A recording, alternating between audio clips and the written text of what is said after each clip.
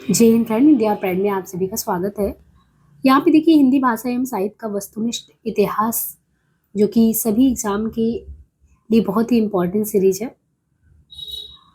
इसको आप प्रमाणिक किताबों को पढ़ने के बाद एज ए रिवीजन पर्पज से इस क्लास को ले सकते हैं। बाकी ये क्लास हमारा इस नंबर पे आप कॉल कर सकते हैं, ये चल रहा है चारों किताबों का नोट्स के साथ रिवीजन, हिंदी और प्राइड ऐप करके है। तो पिछले क्लास में हमने पद्य में हिंदी साहित्य इतिहास लेखन की परंपरा से जितने महत्वपूर्ण पॉइंट हो सकते थे उनको हमने समझाया था, और साथ ही आपको ये भी बताया था कि हमारी कोशिश ये है कि आपको सिर्फ ना मतलब जल्दी जल्दी बस फैक्ट नहीं, उसको लिख के भी थोड़ा सा समझाया जाए, ताकि ये हो कि जब आप पढ़ लो तो आपको चीज़ें वो कंठस्थ हो, ये नहीं कि ऐसे ही आपने पढ़ लिया और वो चीज़ें क्लियर ही नहीं हो। अब यहाँ पे हिंदी साहित्य के इतिहास तक तो हमने देख लिया था, इतिहास ग्रंथों के नाम को भी समझ लिया था, और यहाँ पे अब जो है हिंदी साहित्य काल विभाजन और नामकरण। तो काल विभाजन और नामकरण क्या रहा है, काल विभाजन और नामकरण के बारे में हमें यहाँ पे देखना है। साहित्य इतिहास ग्रंथ में जितने भी महत्वपूर्ण ग्रंथों का नाम लिया गया था उसमें ऐसा कोई नहीं था कि जो इम्पोर्टेंट नहीं है। आप ये कह सकते हैं कि ये संकलन ही बहुत महत्वपूर्ण है। तो एक जो आपका प्राइमरी स्टेज पे कोई प्रिपरेशन होता है ना, उसमें इस तरीके से जो फैक्ट है वो आपको बिल्कुल कंठस्थ होने चाहिए। कम से कम मैं कहती हूँ प्रीवियस के जो क्वेश्चन है वो लगाइए, और ये इस तरीके से जो फैक्ट है उनको तो एकदम ही मेमोराइज करके रखिए। बाकी बियॉन्ड इसके जो पढ़ना है कॉन्सेप्चुअल वो तो किताबों से कवर होता है। आज हमारा जो टॉपिक है वो है हिंदी साहित्य काल विभाजन और नामकरण।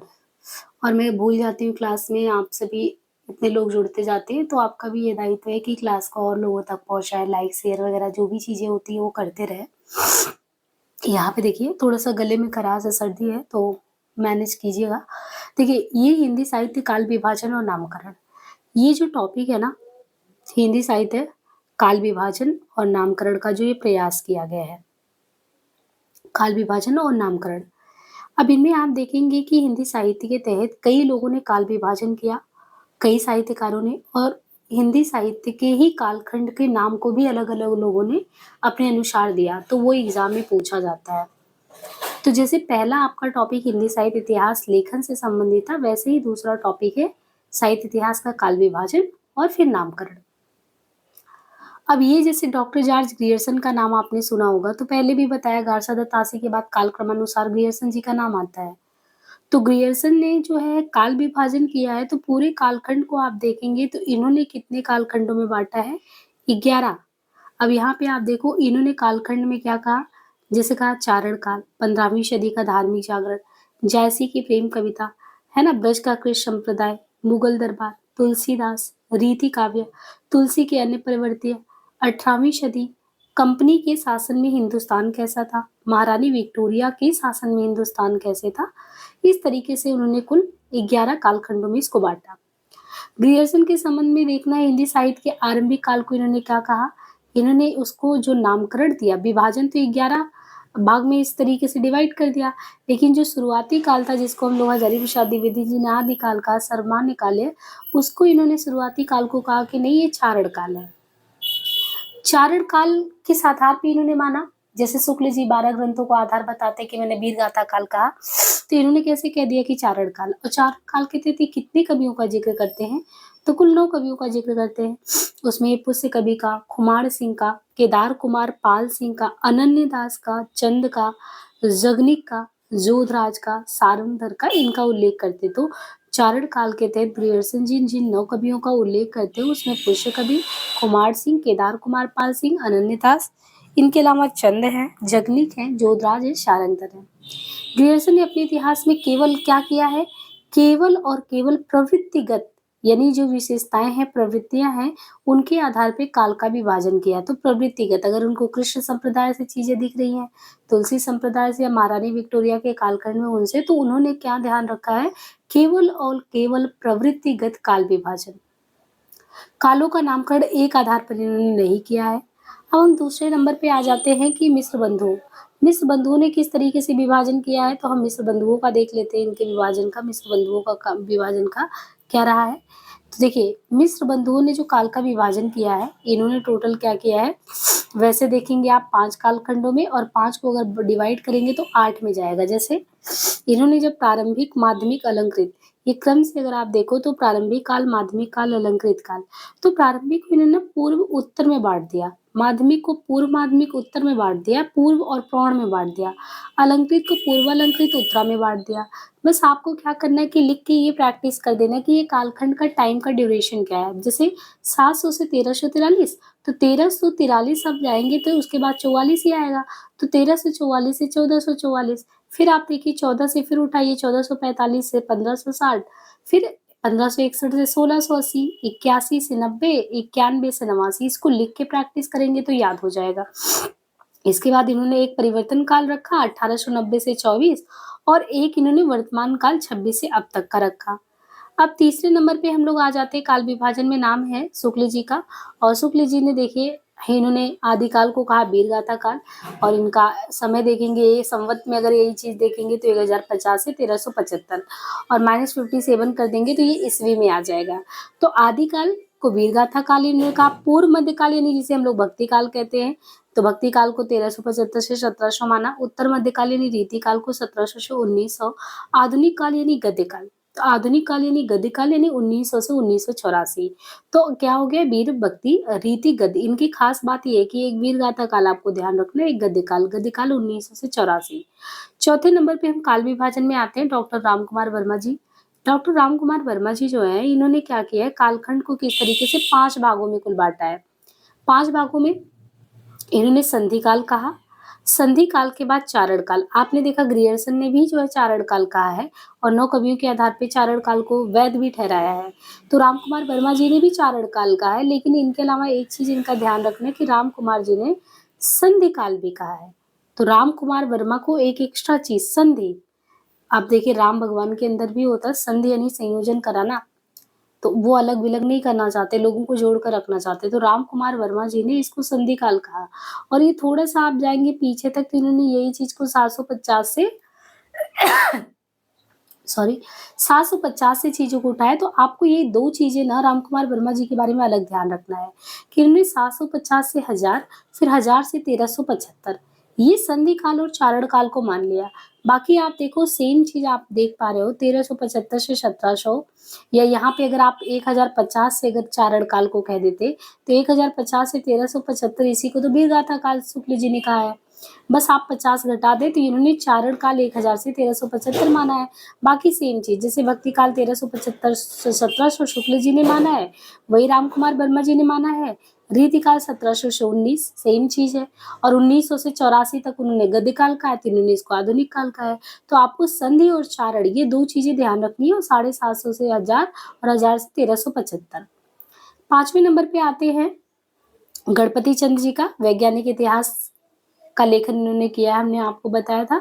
तो गणपति चंद्र गुप्त ने काल विभाजन 4 आधार पे किया। इन्होंने आदि काल को आदिकाल ही कहा। बस आपको ये ध्यान रखना है कि आपने अगर भरतेश्वर, बाहुबली, शालिभद्र सूरी जो है, तो उनकी रचना को देखा होगा, तो एक गणपति चंद्र गुप्त ने काल का विभाजन वहां से 1184 से माना है। यानी आदिकाल को इन्होंने 1184 से 1350, और फिर इसके बाद जिसे हम भक्ति काल कहते हैं, बात को रीति काल, उसी को इन्होंने 1350 से 1600, 1600 से 57, 1857 से अब तक को आधुनिक काल माना है।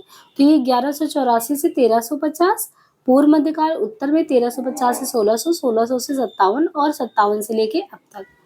इसके बाद हम लोग जो है डॉक्टर नगेन द्वारा संपादित ग्रंथ जो पढ़ते हैं, हिंदी साहित्य का इतिहास, जो एक संकलन है अपने आप में, समग्र संकलन लेखकों का। तो डॉक्टर नगेन ने बहुत ही व्यवस्थित तरीके से इन्होंने काल का विभाजन किया है, और इनका काल विभाजन आपको ध्यान रखना चाहिए, क्योंकि इसमें आप देखो कि इन्होंने 9 लेखन काल तक विभाजन किया है। तो आदि काल, भक्ति काल, रीति काल, ये पीछे आप देख लो 7 से 14 यहाँ तक चले जाते हैं। 7 से 14, 14 से 17, 17 से लेके 19, ये सीधा सीधा हिसाब किताब है। 7 से 14, 14 से 17, 17 से 19, तो आदिकाल, भक्ति काल, रीति काल। अब जब आप 19वीं सदी के मध्य से लेके अब तक जब विभाजन करते हैं, तो इसको इन्होंने पुनर्जागरण, जागरण सुधार, छायावादा काल और छायावादोत्तर काल कहा। जिसमें पुनर्जागरण काल यानी भारतेंदु काल 57 से लेके 1900, जागरण सुधार काल यानी द्विवेदी काल 1900 से 18, या छायावाद काल 18 से लेके 38 तक हो गया। तो 57 से 1900, द्विवेदी काल 1900 से 18, छायावाद काल 18 से 38, छायावादोत्तर काल हो गया। प्रगति प्रयोगवाद काल में आप देखो तो 38 से लेके 53, तो और एक कदम आगे बढ़े तो 38 से 53 ही प्रगति प्रयोग काल कहते हैं। फिर 1953 से लेके अब तक आप देखेंगे तो ये कालखंड हो गया नवलेखन का काल, तो ये अलग हो गया। अब इसके बाद हम लोग देख रहे हैं बच्चन सिंह को। बच्चन सिंह का अगर काल विभाजन देखें तो जो बच्चन सिंह का साहित्य का इतिहास पढ़ा है उनमें इसके पीछे हमने रीजन भी बहुत अच्छे से बताया हुआ है। तो बच्चन सिंह जो है काल विभाजन करते हैं तो इसको अपभ्रंश काल कहते हैं। भक्ति काल को ये 1400 से 1650 मानते हैं, रीति काल को 1650 से 57 और आधुनिक काल को 57 से लेके अब तक मानते हैं। अब देखिए ये तो काल विभाजन हो गया। आदि काल का नामकरण जो है अलग अलग लेखकों ने किया है। अब जैसे आप यहाँ पे देखो तो अलग अलग लेखकों ने जो है इसका नामकरण कैसे किया है। जैसे चारण काल, तो हमने कहा था चारण काल जो है ग्रियर्सन जी ने भी किया था, साथ में आपने देखा था राम कुमार वर्मा ने भी किया था। बस अंतर ये था कि राम कुमार वर्मा ने इसके अलावा संधि काल भी रख दिया था।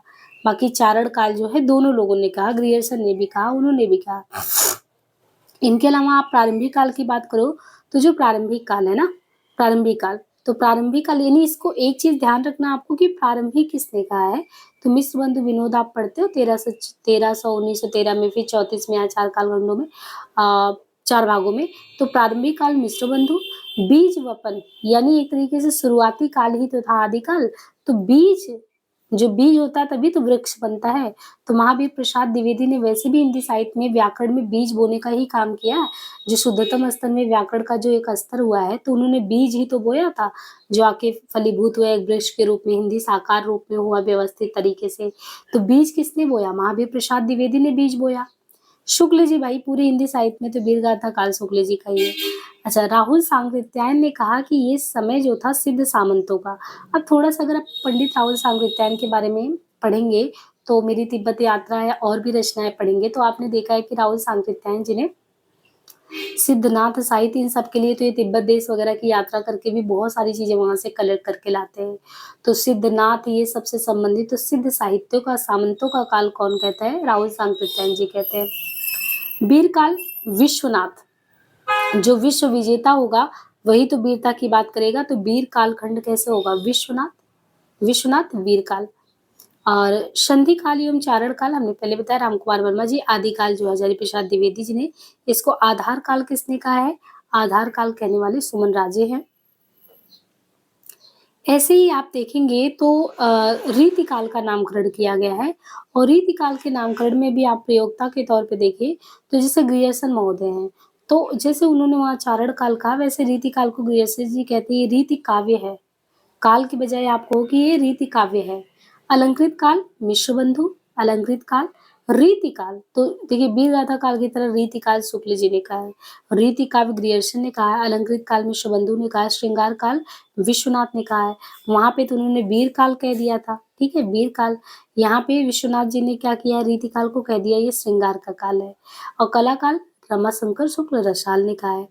अब डॉक्टर उदय नारायण तिवारी, डॉक्टर गोविंद त्रिगुणायत और महेंद्र नाथ दुबे, उदय नारायण, गोविंद त्रिगुणायत, महेंद्र नाथ दुबे, ये इनके द्वारा जो है भाषा की दृष्टि से किया गया काल विभाजन क्या है? तो उदय नारायण, गोविंद त्रिगुणायत, महेंद्र नाथ, इन्होंने भाषा की दृश्य काल का विभाजन किया है। तो आप देखो इन्होंने कहा है पृष्ठभूमि के तहत कि ये जो है अवहट्ट काल है। एक तो पृष्ठभूमि अवहट्ट काल, उपनिवेश काल, भाषा ब्रजबुली, पुरानी ब्रजी, कौरवी या खड़ी बोली एवं अवधि का काल। पूर्व भाग में ब्रजभाषा या अवधि काल, उत्तर भाग खड़ी बोली काल। तो अभी तक हमने जो टॉपिक किया आदि काल से पहले पहले देखे। पहला वीडियो हमारा साहित्य इतिहास लेखन परंपरा पे था। दूसरा हमने जो आज देखा क्लास वो हमारा जो है साहित्य का काल विभाजन और नामकरण का क्लास है। हमने आपको बता दिया। अब एक बार हम आपको समरी जो है मेमोराइज कराने की कोशिश करते हैं ताकि आपके दिमाग में ये क्लियर रह जाए। मेरा कराने का उद्देश्य सिर्फ अगर इसको रटाना होता तो हम करा पाते, तो कोई मतलब ही नहीं था, क्योंकि वो तो आप खुद से भी रट लोगे। तो यहाँ पे आपको फिर क्लास लेने का क्या ही फायदा होगा? कुछ नहीं होगा। तो हम लोग थोड़ा सा देखते हैं इसमें कि हम कैसे इस चीज को याद कर सकते हैं। और थोड़ा-सा आप इसी चीज़ को लिख के प्रैक्टिस करेंगे तो ये पूरा एक आंसर राइटिंग हो जाएगा, है ना? जैसे हिंदी साहित्य का आ गया काल विभाजन, आप करिए हिंदी साहित्य के इतिहास में काल विभाजन में आपको कई लोगों को काल विभाजन का नाम याद होना चाहिए। तो सबसे पहले हम क्या करेंगे, जो प्रायोरिटी में होंगे सबसे पहले हमें उन्हें देखना चाहिए, फिर धीरे-धीरे उस टॉपिक पे बढ़ना चाहिए। अब यहाँ पे जैसे इन्होंने क्या किया है इस किताब में आप देखेंगे तो काल विभाजन में इन्होंने कई लोगों का नाम नहीं लिया है। मतलब 4-5 लोगों का लिया है जिनका हमने आपको पढ़ाया है। बाकी लोगों का इन्होंने जो है सारे लोगों का आप देखेंगे तो इन्होंने काल विभाजन उस तरीके से नहीं किया हुआ है।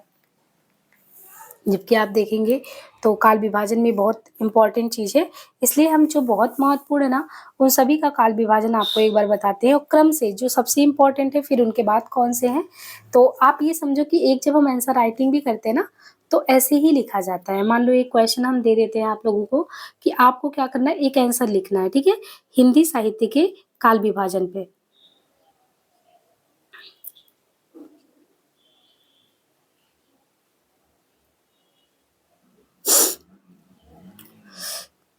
थोड़ा-सा आप लोग वो देखिएगा, थोड़ा-सा मुझे थोड़ा फ़ीवर है और प्रॉब्लम हो रहा है। देखिए, जैसे हमने आपको एक क्वेश्चन दिया मान लो, क्वेश्चन नंबर 1 है आपका कि आपको क्या करना है, हिंदी साहित्य के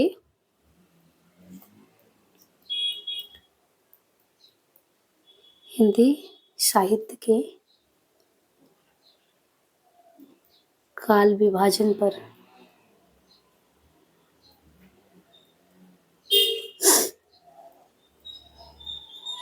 विस्तार से चर्चा कीजिए, ठीक है? मैंने ऐसे रैंडमली एक क्वेश्चन बना दिया।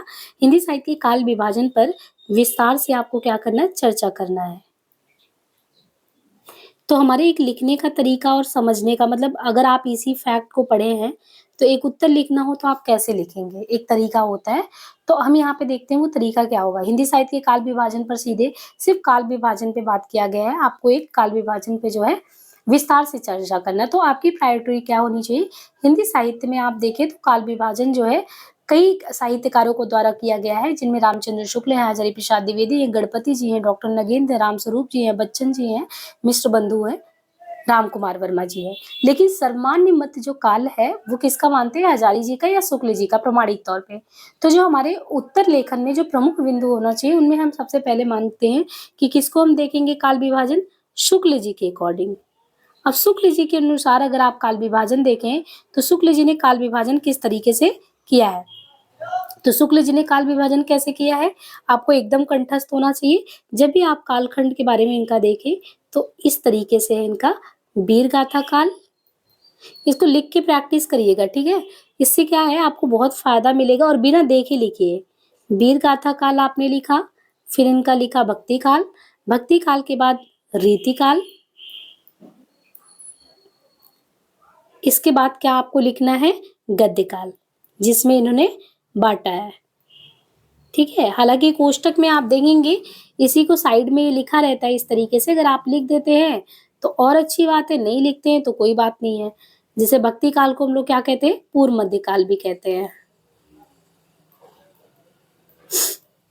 इसको क्या कह देते हैं, उत्तर मध्य काल।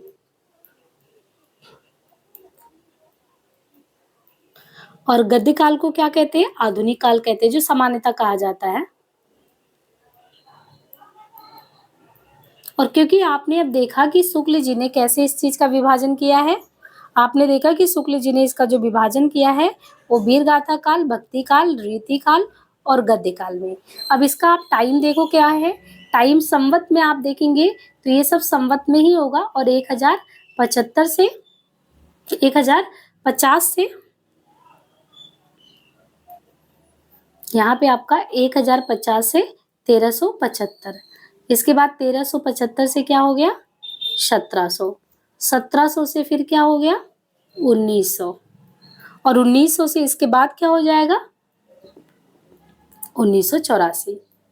तो पहले सबसे पहले आपको शुक्ल जी का ही बताना है, ठीक है? सबसे पहले शुक्ल जी का बताना है। शुक्ल के बाद आपको क्या लगता है कि हिंदी साहित्य में किसका नाम लिया जाना चाहिए, आपको भी पता होगा। इसके बाद हजारी प्रसाद द्विवेदी जी के अकॉर्डिंग आप ये देखो कि हजारी प्रसाद जी पीछे थोड़ी रहने वाले हैं, तो इसके बाद अगर हमें समझना है, इसी अनुरूप पढ़ाई भी करनी है। सबसे प्रायोरिटी में जो सबसे इम्पोर्टेंट है पहले उनको ध्यान रखना है। तो आचार्य हजारी प्रसाद द्विवेदी।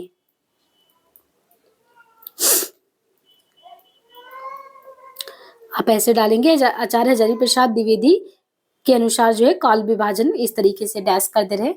अब इनके अकॉर्डिंग आप देखेंगे तो इन्होंने कैसे डिवाइड किया है, इन्होंने जो सर्वमान्य है आदिकाल, आपको याद भी होगा, इसमें कुछ अलग तो है नहीं। आदिकाल हो गया, भक्ति काल हो गया, है ना, रीति काल हो गया, और इसी तरीके से आधुनिक काल हो गया। ठीक है, तो ये जो है आपका आदिकाल, भक्ति काल, रीति काल, आधुनिक काल। अब यहाँ पे आप डिवाइड करके आप देख रहे हैं कि आदिकाल का समय आप देखो तो 1000 से 1350, 1350 से आप देखोगे तो 1700, फिर 1700 से आप देखो तो 1900, और 1900 से देखेंगे तो आधुनिक काल 1900 से लेके अब तक। तो पहला आपने देखना है जो है शुक्ल जी का आपने देख लिया। शुक्ल जी के बाद दूसरे नंबर पे आप देख रहे हैं हजारी प्रसाद जी का। तीसरे नंबर पे आपको किसका अच्छे से याद रखना है, हमने बताया था डॉक्टर नगीन जी का। क्यों? क्योंकि इन्होंने आधुनिक तक बहुत अच्छे से बताया, इसलिए हम थोड़ा सा संक्षेप में बता दें डॉक्टर नगीन जी ने किस तरीके से बांटा है। जैसे इन्होंने ही आप देखो संक्षेप में लिख दिया आदि मान लो, इतने से आप समझ जाइएगा। भक्ति नहीं तो टाइम लगेगा, रीति और आधुनिक। ठीक है, अब जैसे आदिकाल को इन्होंने क्या किया, तो आपको याद क्या करना है, 7 से 14, 7 से 14, फिर इसके बाद आप देखो 14 से 17, तो 7 से 14, 14 से 17, 17 से क्या हो गया 19वीं सदी, फिर 19वीं सदी से आप देखेंगे तो मध्य तक आ गए। अब इन्होंने जो आधुनिक काल में है ना, इसको बहुत अच्छे से एक्सप्लेन करना है आपको। यहाँ पे आने के बाद इन्होंने पुनर्जागरण काल, है ना, पुनर्जागरण जिसको हम लोग क्या कहते हैं भारतेंदु योग, इन्होंने पुनर्जागरण काल का है। इसके बाद आप देखो कि पुनर्जागरण के बाद इन्होंने रखा है जागरण सुधार काल करके रखा है, और इसके बाद आप देखो कि इन्होंने रखा है छायावाद युग, छायावाद युग, और छायावाद युग के बाद आप देखो छायावाद उत्तर। तो छायावाद उत्तर में जो रहा है समय, छायावाद उत्तर में इनके अकॉर्डिंग देखें तो दो चीजें हैं, एक देखते हैं प्रगति प्रयोग काल, इसके बाद जो इन्होंने कहा है वो प्रगति प्रयोग काल का है, और दूसरा यहाँ पे नवलेखन काल का है। तो आप देखो जो पुनर्जागरण काल का समय है वो आपका, जिसको हम लोग क्या कहते हैं, पुनर्जागरण काल को और किस नाम से जानते हैं, भारतेंदु युग। तो यही पुनर्जागरण काल है जिसको हम सभी भारतेंदु युग भी कहते हैं, और समय क्या हो जाता है 1857 की क्रांति से, 1857 से 1900। फिर आप देखो जागरण सुधार काल जिसे हम लोग क्या कहते हैं द्विवेदी काल, तो 1900 से लेके 1918 तक हो गया। फिर छायावाद युग, तो छायावाद तो 1918 से कितना रहा, कहीं पे 36 मिलता, कहीं पे 38, लेकिन इनके अकॉर्डिंग 18 से 38।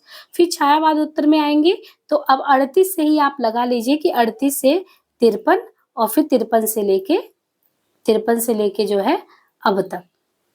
तो प्रमाणिक तौर पे हमने देखना है कि हमने क्या किया, शुक्ल जी का समझा, हजारी प्रसाद द्विवेदी का इसके बाद, डॉक्टर नगीन का इसके बाद, क्योंकि इतने लोगों का तो श्योर है आपको अच्छे से क्रम से थोड़ा आना ही चाहिए, है ना। इसके बाद आप बहुत ज्यादा ध्यान रखना चाहते हैं अलग अलग राइटर के कि और लोगों ने क्या क्या कहा है, तो एक क्वेश्चन में भी बहुत आता है, तो मिश्र बंधु जी का आप ध्यान रख सकते हो। मिश्र बंधु जी का उन्होंने 5 उसमें बांटा है। जैसे आप मिश्र बंधु जी का देखेंगे तो मिश्र बंधु जी ने जैसे 5 है तो उसको 8 उसमें बांट दीजिए आप। जैसे इनका क्या है कि अगर वो प्रारंभिक है ना, इनका अगर प्रारंभिक है, प्रारंभिक के बाद एक माध्यमिक करके है, और माध्यमिक के बाद एक अलंकृत हो जाएगा, और अलंकृत के बाद आ जाएगा परिवर्तन काल, परिवर्तन एक वर्तमान काल करके, इनको याद कर सकते हैं। एक तरीके से आप ये मानो कि ये भी इंपॉर्टेंट है। तो 2, 3, 4 और 5। अब जैसे प्रारंभिक में आएंगे तो इन्होंने प्रारंभिक को ही 2 फेज में बांट दिया। उसमें इन्होंने क्या कर दिया, पूर्व कर दिया, और पूर्व के बाद उत्तर कर दिया। तो पूर्व को आप कैसे याद करेंगे, संवत में जाएंगे तो 700 से शुरू करिए।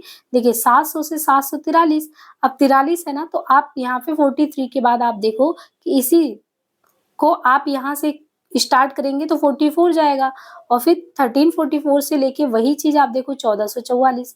अब यहाँ पे इसी तरीके से आप इसमें भी पूर्व कर दीजिए और प्रौढ़ कर दीजिए, और यहीं से उठाइए 1445 से, बस 45 से आप लिख के प्रैक्टिस कर लीजिए कि ये 1460 तक जाता है, फिर 1461 है तो 61 से ये कितने तक जाएगा, नहीं ये यहाँ से 1560 तक जाता है और फिर 1561 से यही चीजें आगे देखेंगे तो 1561 से ये 1680 हो गया, फिर 1681 आ जाइए, 1681 ये अलंकृत में पूर्व और उत्तर अलंकृत, तो 1681 से 1790 हो गया और फिर 1791 से 1889 जयशंकर प्रसाद जी के जन्म तक। इसके बाद वर्तमान काल है और परिवर्तन, तो इनका जो परिवर्तन काल है, परिवर्तन काल संवत में देखेंगे तो 1890 से 1925 और फिर आप वर्तमान में देखेंगे तो 1926 से अब तक। तो कुल मिला के हमने कालखंड में देख लिया शुक्ल जी का, आचार्य हजारी प्रसाद जी का, डॉक्टर नगेन का कालखंड, विभाजन और मिश्र बंधु जी का। बाकी हमने आपको पहले ही बताया कि गणपति चंद जी का इसमें 1184 से 1350 और पूर्व मध्यकाल, उत्तर मध्यकाल, आधुनिक 1350 से 1600, 1600 से 57। और राम कुमार वर्मा जी का भी आपको पहले ही बता दिया था कि राम कुमार वर्मा जी के बारे में संधि काल और चारण काल वाला 750 से और 1000 से 1375, ये दोनों ध्यान रखना है। अब इसमें जो है थोड़ा सा आपको ये ध्यान रखना कि ग्रियर्सन का अगर पूछ लेता है और उसमें गलती हो जाएगी, ये चीज संभावना है कि ग्रियर्सन का ध्यान ना रहे। ग्रियर्सन ने 11 कालखंडों में बांटा, उसको हम याद कैसे कर सकते हैं। आप ये देखो कि जो ग्रियर्सन महोदय है, ग्रियर्सन जी ने एक तो ये चीज आपने देखना है कि इन्होंने कालखंड बहुत ज्यादा उसमें टुकड़ों में बांट दिया, 11 भागों में बांट दिया है। अब इन्होंने सबसे पहले मान लो कहा चारण काल, तो समझ आता है कि चलो भाई चारण काल नाम भी दिया इन्होंने, ठीक है चारण काल। लेकिन इसके बाद आप देखेंगे कि इनका चारण काल के बाद, चारण काल के बाद ये कहते हैं कि देखो चारण काल को ये कहते हैं कि 700 से 1300, तो 1300, अब 1300 के बाद 1400 आता है और फिर 1500। अब आप वैसे देखो तो ये कह रहे हैं कि 15वीं सदी का धार्मिक पुनर्जागरण, 15वीं सदी जो आपका आ रहा है, ये मान के चल रहे हैं हम लोग, मोटा मोटा क्या मान के चलते हैं, 1050 से 1375 आदिकाल, 1375 से 1700 भक्ति काल, फिर 1700 से 19। तो ये जो 1375 से 1700 वाला कालखंड है, ये कह रहे हैं कि वो एक्चुअली क्या है कि उसी भक्ति काल में आपका धार्मिक प्रादुर्भाव होता है ना 15वीं सदी में, तो इसलिए इनका मानना है कि मैं उसका नाम क्या रख देता हूँ, तो ये कहते हैं कि जो 15वीं सदी है, क्या है, ये जो 15वीं सदी है ना, ये कहते हैं कि समझो कि धार्मिक पुनर्जागरण है। धर्म का पुनर्जागरण हम इसलिए भी बता रहे हैं ताकि ये आपके दिमाग में याद रख जाए, रटेंगे तो याद नहीं होगा कभी भी, इसको जोड़ के बताने की कोशिश करें ताकि ये जो है लॉन्ग टाइम तक आपको याद रह जाए। ये कह रहे हैं देखिए 15वीं सदी का धार्मिक पुनर्जागरण, मैं इसलिए कह रहा हूँ कि आप ये देखो शुक्ल जी का जब कालखंड देखते हो तो 1375 से जो 1700 का कालखंड है वो भक्ति काल का आता है। तो क्योंकि उस समय आप देखो तो भक्ति काल का प्रादुर्भाव होता है, इसका मतलब उसी के बीच में 15वीं सदी में धार्मिक पुनर्जागरण ही हुआ जो निर्गुण शाखा सगुण आया। तो ये दूसरा कालखंड का आधार इन्होंने बांट दिया 15वीं सदी का धार्मिक पुनर्जागरण। अब क्योंकि आप देखो भक्ति काल में 2 ब्रांचेज आते हैं, एक आपका ज्ञान वाला शाखा आता है ज्ञानाश्रयी, एक कौन सा आता है, एक ज्ञानाश्रयी शाखा है, जिनमें एक तरफ तो आप देख रहे हो कि कबीर हैं, दूसरी तरफ जायसी हैं, और यहाँ पे भक्ति काल वाली शाखा में जब आएंगे सगुण शाखा में, तो उसमें एक तरफ आप देखें तुलसीदास जी हैं और दूसरी तरफ जो है तुलसीदास जी के अलावा जो है सूरदास जी हैं, ठीक है। तो ये कह रहे हैं कि अब मैं क्या करता हूँ, सबसे पहले मैं लेता हूँ ज्ञानाश्रयी में आऊँ तो मैं जायसी को ले लेता हूँ। तो ये सबसे पहले कहते हैं कि जायसी ने किस चीज पे लिखा, पद्मावत है या सूफी काव्य में प्रेम पर बात की है। तो ये कहते हैं कि एक जो कालखंड है वो मलिक मोहम्मद जायसी के प्रेम काव्य पे है। और फिर ये कहते हैं कि जो 1500 से 1600 वाला कालखंड है ना, ये वाला 1500 से 1600 कालखंड वाला, ये सूरदास जी जो अपने हैं, इन्होंने क्या किया है, ब्रज का जो कृष्ण काव्य लिखा है। तो ये 1500 से 1600 का जो कालखंड है वो क्या है, वो जो कालखंड है वो ब्रज का जो है कृष्ण संप्रदाय का है। तो इन्होंने जायसी जी का ले लिया, यहाँ पे इनका ले लिया। अब ये कह रहे हैं कि इस कालखंड में अब अगर देखो तो किसके कालखंड में सारी चीजें चल रही थी, उस समय किसकी सत्ता थी, सत्ता थी मुगल दरबार की। तो क्योंकि इनकी सत्ता थी तो ये मुगल सल्तनत की बात करते, मुगल दरबार। और इसी समय कहते हैं कि तुलसीदास भी रहे तो उनकी भी बात करते हैं। क्या इन्होंने अपने कालखंड में कहीं कबीर जी की बात की है, तो नहीं की है। चारण काल, 15वीं सदी का धार्मिक पुनर्जागरण, मलिक मोहम्मद जायसी की बात, ब्रज के कृष्ण संप्रदाय की बात, मुगल दरबार की बात, तुलसीदास की बात, पूरे आप देखो इनका 1 से लेकर 6 तक में अगर ये जिक्र करते हैं तो ये आप समझ लो 2, 3, 4, 5, 6 इन सारे में मिला के भक्ति काल की ज़िक्र करते हैं, फिर छोड़ देते हैं। अब इसके बाद ये कहते हैं रीति काव्य, तो जो 7वां इन्होंने रखा है वो नाम रख दिया है रीति काव्य, और रीति काव्य का इन्होंने हिसाब-किताब लगा दिया है 1580 से मान लो 1692 ईस्वी तक। रीति काव्य, फिर सीधे कह देते हैं कि रीति काव्य के बाद तुलसीदास के अन्य जो भी परवर्ती हैं, वो अन्य परवर्ती 1600 से 1700 के कालखंड में सभी आ जाते हैं। इसके बाद तुलसीदास के अन्य परवर्ती में 1700 तक आ गए, तो 1700 से फिर 1800 तक, तो 1700 1800, तो 17 से 18 18वीं सदी आ जाएगा, और जो 18वीं सदी आ जाएगा तो आप ये समझो कि 1800 के बाद होगा कि 1857 की क्रांति। अब उनके आने पे कंपनी के शासन में हिंदुस्तान कैसे होगा, फिर 57 से 87 में विक्टोरिया, क्योंकि फिर सत्ता का हस्तांतरण हो जाता है, तो विक्टोरिया के शासन में हिंदुस्तान कैसे रहता है। तो हमने देखिए बिना देखे एक बार हम लोग कोशिश करते हैं कि हमने इनका कैसे कंठस्थ किया, बिना कोई ट्रिक और ये सब फालतू चीजें याद करे हुए, अपने दिमाग पे जोर डालते हुए हम लोग इसको ट्राई करते हैं कि हमें कितना याद हो रहा है। हमने कैसे देखा ग्रियर्सन का, एक बार ट्राई कीजिए। देखिए ग्रियर्सन महोदय का आपने देखा कालखंड 11 भागों में, रटने की जरूरत नहीं है, समझने की, हम समझा के आपको जोड़ के बता रहे हैं यहाँ पे। ग्रियर्सन के कालखंड में 11 पार्ट में जब इन्होंने डिवाइड किया, इन्होंने ये समय रख दिया आपका कि चारण काव्य का, तो क्योंकि नाम ही इन्होंने रखा था तो हमको लगा ठीक है चारण रख दिया। दूसरी चीज अब ये क्या कह रहे हैं कि आप ये देखो कि जो भक्ति काल का समय है उसको मान लो, तो चारण काव्य के बाद इन्होंने कह दिया कि ठीक है जो 15वीं सदी का धार्मिक पुनर्जागरण है यानी भक्ति काल का, तो 15वीं सदी के धार्मिक पुनर्जागरण नाम रख दिया। तो अब पुनर्जागरण जब धार्मिक उसमें वो जाते हैं तो इन्होंने 2 कालखंड में बांट दिया। अब इसी को आप पकड़ लीजिए धार्मिक यानी भक्ति काल को, और भक्ति काल में इनको इन्होंने किसके बारे में जिक्र किया, हमने बात किया है। इन्होंने एक तो बात कर लिया सबसे पहले जायसी जी के बारे में कि जायसी ने किस पे लिखा है, प्रेम पे लिखा है, तो जायसी का प्रेम काव्य हो गया। जायसी के बाद ये किस पे आ जाते हैं, ये सीधे आ जाते हैं भक्ति काल के सगुण शाखा में, और किसकी बात कर देते हैं, सूरदास के बारे में।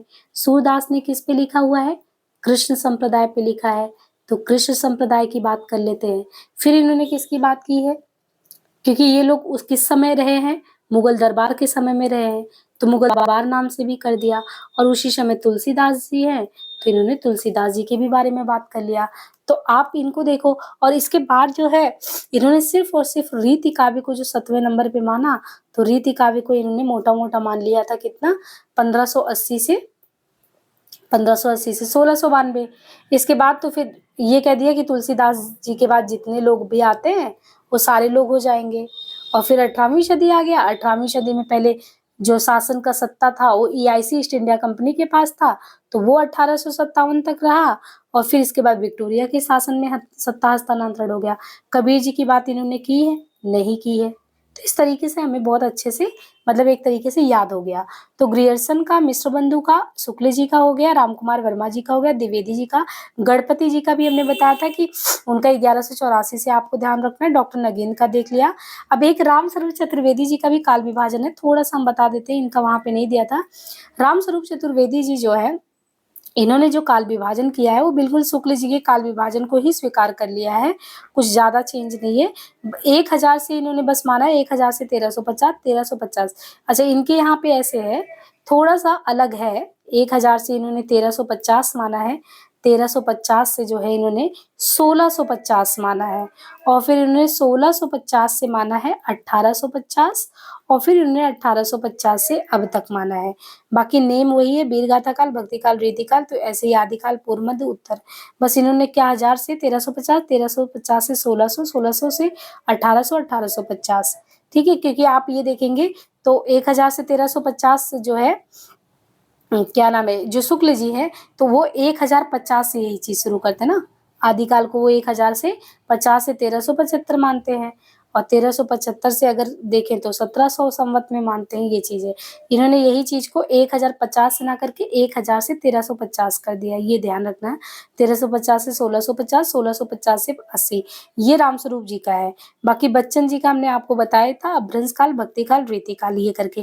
तो ये जितने भी लोगों का काल विभाजन, प्रमाणिक काल विभाजन था, वो हमने अच्छे से काल विभाजन वाले टॉपिक को कर लिया। मुझे उम्मीद है कि एकदम जो है ये टॉपिक आपका जो काल विभाजन वाला वो अच्छे से क्लियर भी हो गया होगा। ठीक है, और किसने क्या नाम दिया वो करा दिया। अब नेक्स्ट टॉपिक हमारा यहाँ पे है आदिकाल से रिलेटेड, और यहाँ तक हमने कर लिया है। ये देखिए पूरा काल विभाजन वाला, और काल विभाजन के अलावा जो नामकरण आपको इस गाइड में देखने को मिलता है उसको भी करा दिया। पहले क्लास में हमने वो करा दिया था। आपको क्लास कैसा लग रहा है? अपना फीडबैक ज़रूर दें, है ना? आज के लिए इतना ही, धन्यवाद।